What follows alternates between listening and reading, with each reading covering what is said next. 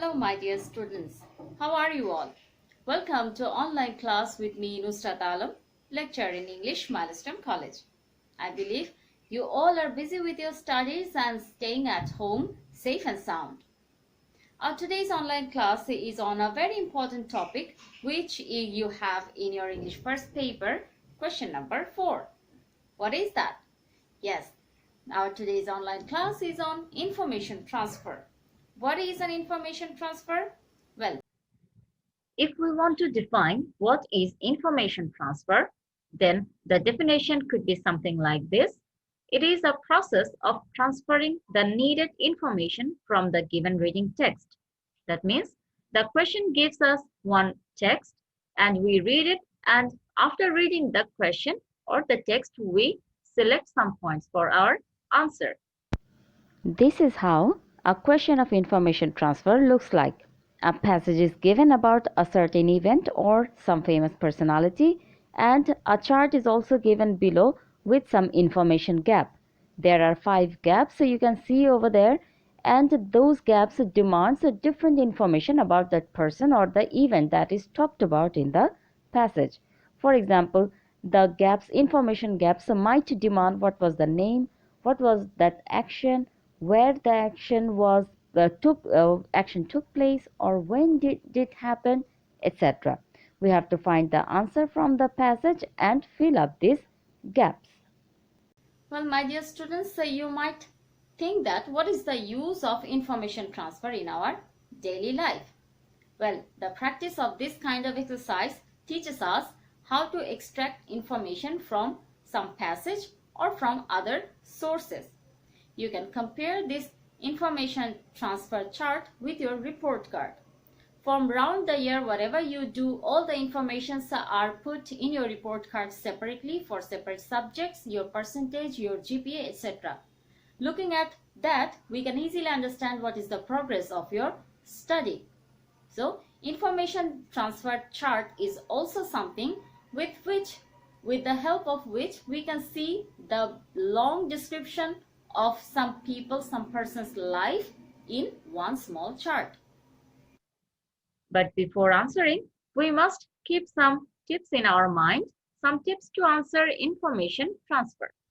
First of all, read and understand the questions. We should read the passage carefully and we should try to understand what is the demand of the question.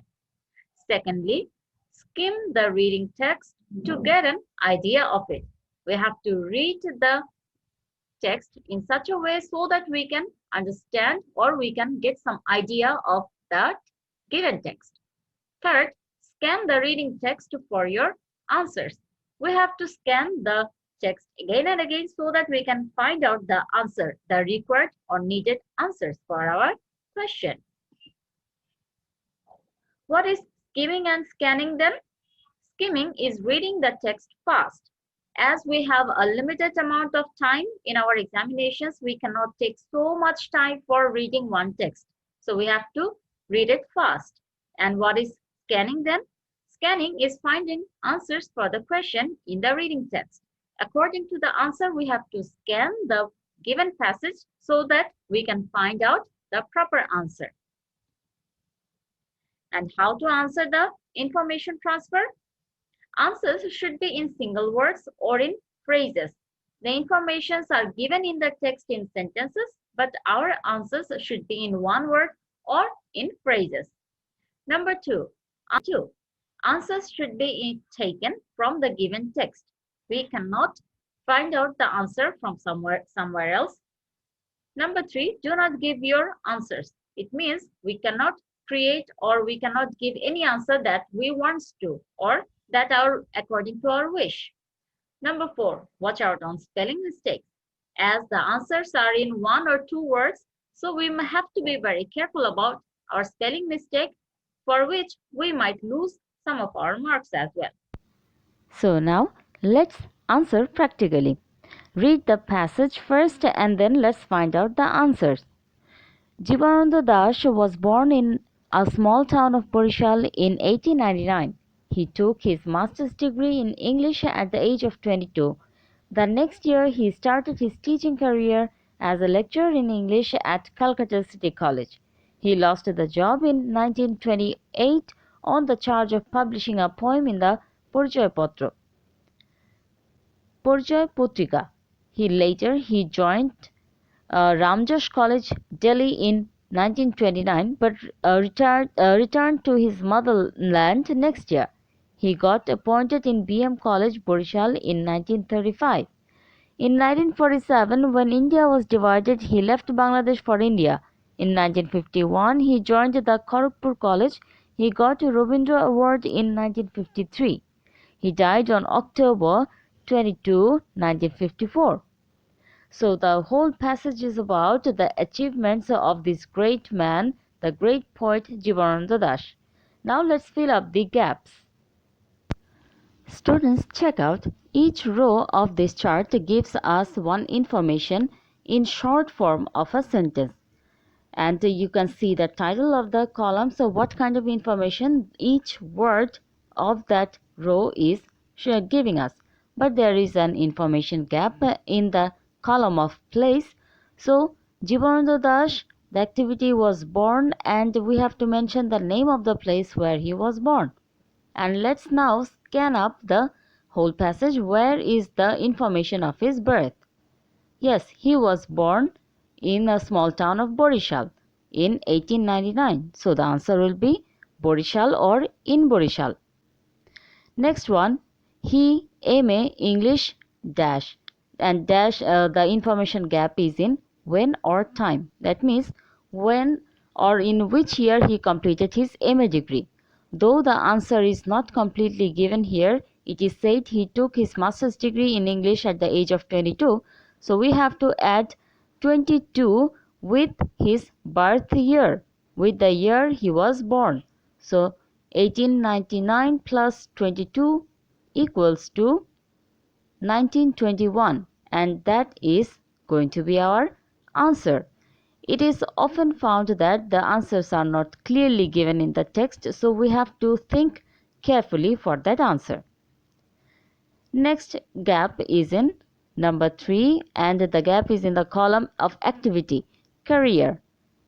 Doing what or how he started his career, we have to talk about that. Career dash Calcutta City College dash. So he started his career in Calcutta City College, but when he started that and became what in Calcutta City College, it is not said here, so we have to find it out.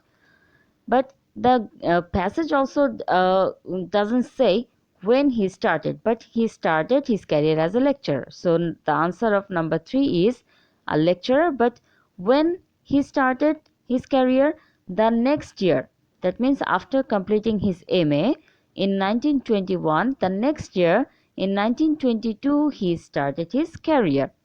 So the answer of number 4 would be 1922.